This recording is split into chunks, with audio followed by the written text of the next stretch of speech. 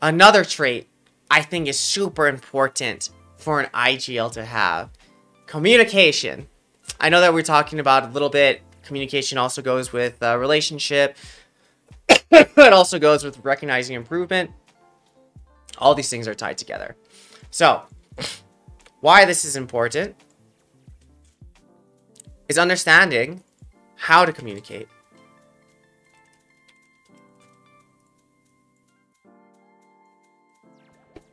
And why is it important to understand how to communicate is because each person communicates a little bit different. Each person, on the same hand, listens a little bit differently. And to make sure that as an IGL that you are communicating, you're allowing others to see what's in your beautiful brain of yours for strategy or whatever, it's important that you understand how to communicate.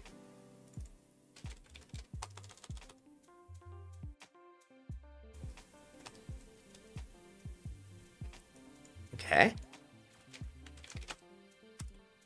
And another important part, I think, about communication is your ability to ask questions. And because if you think about it like this, something that I love to work with people on, or something that I like to do in my work, is I love to guide people. And not like trap sell or like trap guide of like, oh, I want you to go there. I'm gonna ask these questions, these leading questions, and aha, see, I knew it. That's where I was going. No, that's not what I'm talking about.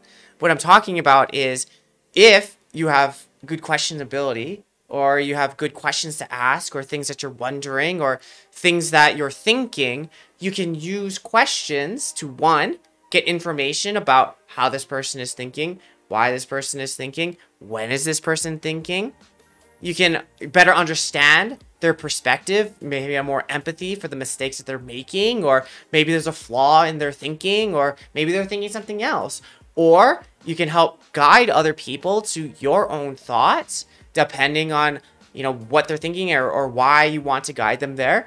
At the same time, you just ask, you know, because I think too, oftentimes we get stuck in our own head. We have our own assumptions. We have our own thoughts about stuff. But what's important for an IGL to lead well, to guide, is to understand where their team is, why their team is, and how they can influence their team to go somewhere else.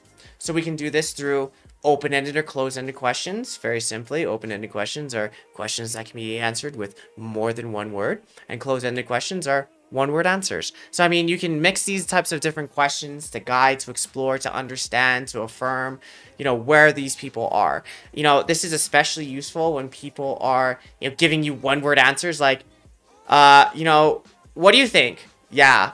You know, do you agree? Mm-hmm. Or what do you think? I'm not sure. I don't know. And so, in my experience, yes, no, I don't know, whatever. Like, these words, these things often have a lot of different meanings. So, if that's true, it's important for you as an IGL to understand, what does someone mean when they say, yeah? Or what does someone mean when they say, I don't know? Because, for example, I don't know could mean, I literally have no idea. I've never thought of this before. I don't know could also mean, wow, this is a very uncomfortable conversation, and I just want it to end. I don't know.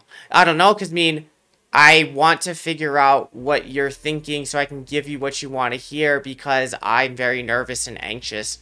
I don't know.